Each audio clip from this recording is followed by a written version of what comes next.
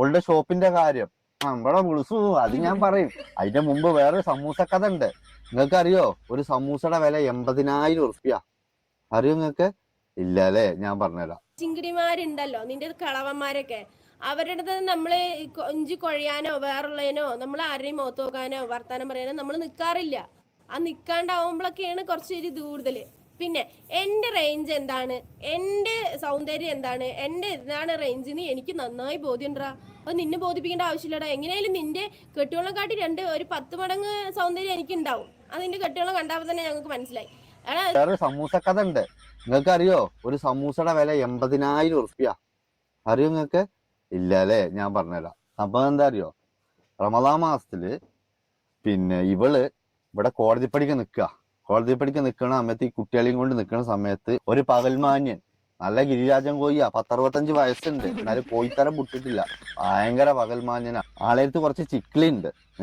അപ്പൊ hello guys, അസ്സലാമലൈക്കും, welcome back to my channel Shajida Shaji Sharif issues. ശരിക്കും ഈ ഒരു പ്രശ്നം ഒരു നടക്കൊന്നും തീരുന്ന ഒരു ലക്ഷണവും കാണുന്നില്ല.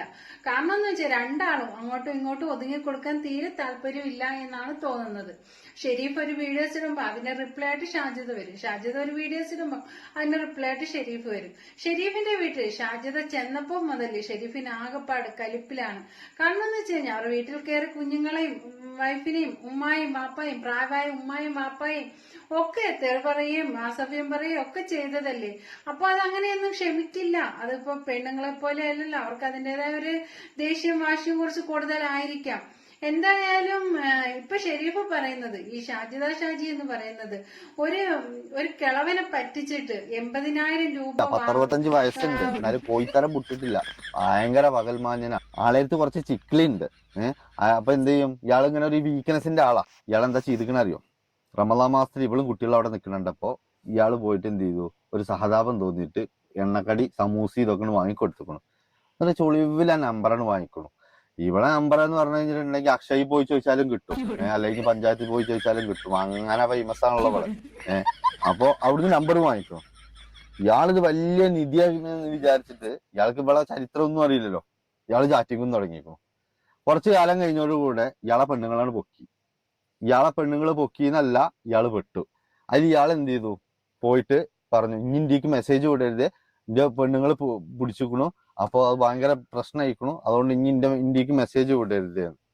അതിൽ ഇവിടെ എടുത്തേക്ക് എന്താ പറഞ്ഞാൽ അറിയോ? 1,00,000 ഉറുപ്പിക വേണം, എന്നാലേ ഞാൻ നിർത്തും. അങ്ങനെ ഇയാൾ എന്ത് ചെയ്തു? മധ്യസ്ഥത്തിന് വേറൊരാളെയും വിളിച്ചു. ആ മധ്യസ്ഥത്തിന് വിളിച്ച പകൽ മാന്യനാട്ടോ എന്നോട് ഇപ്പൊ ഈ വിഷയം പറയണേ. പക്ഷെ ഈ വിവരം അറിഞ്ഞപ്പോ പറഞ്ഞു, ഒരിക്കലും ആളുടെ പേര് പറയരുത്, ഇത് കണ്ടന്റ് ആക്കരുത്, അയാളും അയാളെ കുടുംബവും ഒക്കെപ്പാട് ആത്മഹത്യ ചെയ്യേണ്ടി വരും. കാരണം ഒരു സാധാ ഒരു പെണ്ണിനായിട്ടുള്ളതാണെങ്കിലും പോട്ടെ വിചാരിച്ച മാര് തീട്ട കേസിനായിട്ടാണ്. അപ്പൊ അതുകൊണ്ട് ഈ ഒരിക്കലും ഇത് ഒരു കണ്ടന്റ് ആക്കിയിട്ട് ഇതൊന്ന് പബ്ലിക്ക് പറയരുത്. ഞാൻ പറഞ്ഞു ഇല്ല, പക്ഷെ ഈ വിഷയം ഞാൻ പറയും, ഒരിക്കലും ആളുടെ പേര് ഞാൻ പറയില്ല, ഒരു പേടിയും പേടിക്കണ്ട എന്ന് പറഞ്ഞു. അങ്ങനെ ഇവരെന്ത് ചെയ്തു? 80,000 ഉറുപ്പികക്ക് ഇത് കോംപ്രമൈസ് ആക്കിയിരിക്കുന്നു. ആരും അറിയില്ല നമ്മളെ വിചാരം. ഇത് നമ്മളില്ലേ പ്രതികരിക്കണ്ട എന്ന് പറയും തോറും ഇല്ലേ ഓരോരോ പുതിയ കാര്യങ്ങൾ കൊണ്ട്. ഞാനും ഇപ്പൊ എന്റെ മോനോട് പറയണേ, ഇത് ആരിപ്പോ പുതിയ അവതാരം പൈസ വന്നു എന്നാ പിന്നെ അങ്ങനെ 1,00,000 1,50,000 80,000 60,000 ഒക്കെ കിട്ടണമെങ്കിൽ നമുക്ക് ഇങ്ങനെ വീഡിയോ ഇടണ്ടല്ലോ, ആ പൈസ അങ്ങനെ ഉണ്ടാക്കിയ പോരെ. പറയുന്നതിന് തോന്നിവാസം പറയുന്നതിന് ഒരു നഗളം വിളിച്ച അവൻ മൊത്തത്തിൽ നാറി. നിയമപരമായിട്ട് തന്നെ മുന്നോട്ട് പോകാനാണ് ഷെരീഫിന്റെ തീരുമാനം. പിന്നെ ഷെരീഫ് കഴിഞ്ഞ ദിവസം വന്നിട്ട് പറഞ്ഞിട്ടുണ്ടായിരുന്നു, ഷാജിദ ഏതോ ഒരു കളവനെ പറ്റിച്ചിട്ട് 80,000 രൂപ തട്ടിയെടുത്തു എന്ന്. ശരിക്കും അത് ഷാജിദ തക്കതായി എതിർക്കുകയാണ് ചെയ്യുന്നത്. ഞാൻ ഒരിക്കലും ആ ഒരു രീതി ചെയ്തിട്ടില്ല, ഞാൻ അങ്ങനെ ആരുടെയും ക്യാഷ് വാങ്ങിച്ചിട്ടില്ല, അതിന് എന്തെങ്കിലും ഞാൻ അങ്ങനെ ചെയ്തിട്ടുണ്ട് എങ്കിൽ എനിക്ക് അതിന് തെളിവ് കൊണ്ടുപോവാ എന്നാണ് പറയുന്നത്. ഓരോരോ തോന്നിവാസങ്ങള് ഈ പറയുന്ന ഷെരീഫ് പടച്ചു വിടുന്നുണ്ട്. ഏതോ ഒരു ആളിനായിട്ട് ഞാൻ മെസ്സേജ് അയച്ചു, പൈസ 10-80,000 റുപ്യ. എടാ നീ തെളിവ് സഹിതം അത് കൊണ്ടുവരണം.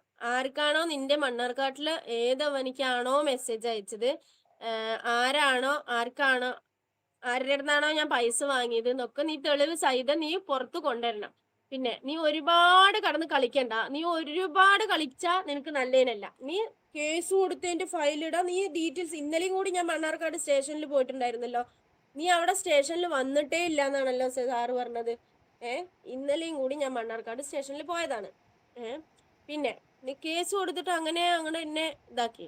പിന്നെ ഞാൻ ഡ്രസ്സ് ഇടുന്നതും പോണതും അല്ലെങ്കിൽ ഞാൻ ഇവിടുന്ന് ഇറങ്ങി പോണതും വരുന്നതൊക്കെ നോക്കി നിൽക്കലാണോ നിന്റെ കൂട്ടുകാരന്മാർക്ക് പണി? അല്ലെങ്കിൽ നിന്റെ അവർക്കൊക്കെ പണി അതാണോ? ഏ പിന്നെ എന്താ പറയാ, നിന്റെ തന്തക്കളവനെ ഞാൻ കണ്ടിട്ടുണ്ടായിരുന്നു ഇന്നലെ. മുഖത്ത് നോക്കണില്ല, മുഖത്ത് നോക്കാണ്ട് നമ്മൾ ഇറങ്ങിപ്പോയപ്പോ ഇങ്ങനെ ഇങ്ങനെ ഗുണ പറയണ്ടായിരുന്നു. പിന്നെ നീ ഇതെനിക്ക് തെളിയിച്ചു തരണം. ആർക്കാണോ ഞാൻ മെസ്സേജ് അയച്ചത്, ആരുടെ അടുത്ത്. എടാ അങ്ങനെ ഗതികെട്ട് നിന്റെ വീട്ടുകാരനെ പോലെ ഗതികെട്ട് കിടക്കണ പരിപാടിയൊന്നും എനിക്കില്ലടാ. ഗതികെട്ട് ഞാൻ കിടക്കണമില്ലടാ. അങ്ങനെ കണ്ട കളവന്മാർക്ക് മെസ്സേജ് അയച്ചിട്ട് പൈസ മേടിക്കാൻ എനിക്ക് ഭ്രാന്തൊന്നുമില്ലടാ. പിന്നെ ഷാജിദ പറയുന്നുണ്ട്, ആരെയും പറ്റിച്ചിട്ട് ഞാൻ കഴിച്ചിട്ടില്ല, എന്റെ മക്കള് കഴിച്ചിട്ടില്ല, ഞാൻ ആർക്കും കൊടുത്തിട്ടില്ല എന്ന് ഷാജിദ പറയുന്നുണ്ട്. അതിന് തെളിവുകളും ഇല്ല. ഞാൻ ഇങ്ങനെ പറ്റിച്ചു എന്ന് പറയുന്നത് അതിന് തെളിവുണ്ടെങ്കിൽ കൊണ്ടുപോവാ എന്നാണ് ഷാജിദ പറയുന്നത്. എന്നിട്ട് പറയുന്നുണ്ട്, ഷാജിദ പറയുന്നത്, എന്റെ ഇക്ക ഉണ്ടായിരുന്നെങ്കിൽ എനിക്ക് ഒരിക്കലും ഇങ്ങനെയൊന്നും അനുഭവിക്കേണ്ടി വരില്ലായിരുന്നു. അത് സത്യം തന്നെയാണ്. അവളുടെ ഇക്ക ഉണ്ടായിരുന്നെങ്കിൽ, അതായത് ആ കബീർ ഉണ്ടായിരുന്നെങ്കിൽ അവളുടെ ലൈഫ് ഇങ്ങനെയൊന്നും ആവില്ലായിരുന്നു. ഒരിക്കലും ഒരു സോഷ്യൽ മീഡിയയിൽ വന്നിരുന്ന് ഇങ്ങനൊന്നും തെറി പറയാനോ അല്ലെങ്കിൽ ഉമ്മായിക്കെതിരെയോ അല്ലെ മറ്റുള്ളവർക്കെതിരെയോ ഒന്നും പറയാൻ ആ മനുഷ്യനുണ്ടായിരുന്നെങ്കിൽ, ആ ഹസ്ബൻഡ് ഉണ്ടായിരുന്നെങ്കിൽ ഒരിക്കലും ഇവളെ സമ്മതിക്കില്ലായിരുന്നു.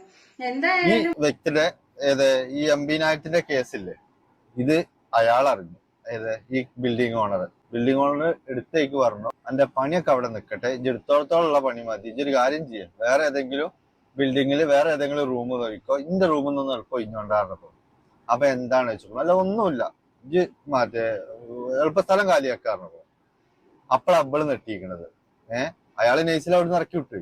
ഒന്ന് ആലോചിച്ച് നോക്കണം, എന്താ ഇവളുടെ ഒരു മാറ്റം. അങ്ങനെ ഇപ്പൊ കല്യാൺ സിൽക്സ് പൂട്ടി. എന്നിട്ടാണ് ഇന്നലെ മറ്റേ പച്ചക്കറി വിൽക്കണ മാതിരി ഇതാ പൂവുള്ള ഷെഡ് 4 25 കത്തണ സ്റ്റൂ, ഇതാ ഓട്ടമുള്ള മാച്ചി, ഇതൊക്കെ പറഞ്ഞിട്ട് ഇപ്പോൾ ഓൺലൈനിലായി കച്ചവടം. കാരണം ഇത് വിറ്റ് പോകണ്ടേ, അവിടുന്ന് തൂക്കിയെടുത്തോടുന്ന സാധനമാണ്. ഈ കട തുറക്കാൻ ബിൽഡിംഗ് ഓണർ റൂം കൊടുക്കൂല. അപ്പൊ അവൾക്ക് മനസ്സിലായി ഇനി ഇവിടെ മണ്ണാർക്കാട് നിലനിൽപ്പില്ല, ഉള്ള കടയും പോയി. ഷെരീഫിന്റെ വാപ്പയും ഉമ്മയും വൈഫുമാണ് ഷാജിദയ്ക്കെതിരെ കേസ് കൊടുത്തിരിക്കുന്നത്. അതിൽ വൈഫ് കൊടുത്ത കേസാണ് ഇപ്പൊ ഷാജിദയ്ക്കെതിരെ FIR ഇട്ടിട്ടുണ്ട്. എന്തായാലും മോങ്ങാനിരുന്ന നായയുടെ തലയിൽ തേങ്ങ വീണ് എന്നൊരു പഴഞ്ചൊല്ലി കേട്ടിട്ടില്ലേ, ആ ഒരു അവസ്ഥയാണ് ഇപ്പം ഷാജിദയ്ക്ക്. വീഡിയോസും കൊണ്ട് ഗുണം കിട്ടിയ കുറച്ച് ആളുകളുണ്ട്. എന്താ അറിയോ, ഈ 10, 20, 21, 22 വയസ്സായ, അതായത് ഇവിടെ മക്കളെ പ്രായമുള്ള ചെക്കന്മാരെയാണ് ഇവിടെ ലവറും കാമുകനൊക്കെ. അവരൊക്കെ കുറെ ഒഴിഞ്ഞിക്കണു. അവരൊക്കെ അവരെ തടിയും കൊണ്ട് പോയിക്കണു. അതുകൊണ്ടാണ് ഇവളെ ഇപ്പൊ ആകെ ഒതുങ്ങിക്കണേ. ഇപ്പൊ സഹായിക്കാനും ആരുമില്ല, മറ്റേ പ്രേമിക്കാനും ആരുമില്ല. ഒരു ചാനലാണ് എല്ലാം എന്ന് വിചാരിച്ചിട്ടാണ് നീ കുടുംബങ്ങളെയും നാട്ടുകാരെയും കൂടപ്പറപ്പിങ്ങളെയും ഭർത്താവിനെയും എല്ലാരെയും ഇല്ലാണ്ടാക്കിയത്. എന്നിട്ട് ഇപ്പൊ എന്തായി? നീ എവിടെ എത്തി? എവിടെയും എത്തിയില്ലല്ലോ. ഇപ്പൊ നോക്കിയേ, നീ കഷ്ടപ്പെട്ട് ഇത്രയും കഷ്ടപ്പെട്ടിട്ട് നീ ഒരു എന്താ പറയാ കട ഉണ്ടാക്കാൻ വേണ്ടി ശ്രമിച്ചു. അവിടെ നിലനിൽപ്പുണ്ടോ? ഇറങ്ങിക്കോളാൻ പറഞ്ഞില്ലേ, ഇറങ്ങി ഓടിക്കോന്ന് പറഞ്ഞില്ലേ. അതെന്താ അറിയോ, നിന്നെ വിശ്വസിക്കാൻ കൊള്ളൂല എന്ന് എല്ലാവർക്കും അറിയാം. നിനക്കൊരു നേരത്തെ അന്നം തന്നിട്ട് അതിനുള്ള നന്ദി നീ അവരോട് കാണിച്ചത് കേട്ടാ. നിന്നെ കുറിച്ച് അറിയാത്തവരാണ് നിന്നോട് സഹതാപം കാണിക്കുന്നത്. നീ എന്താ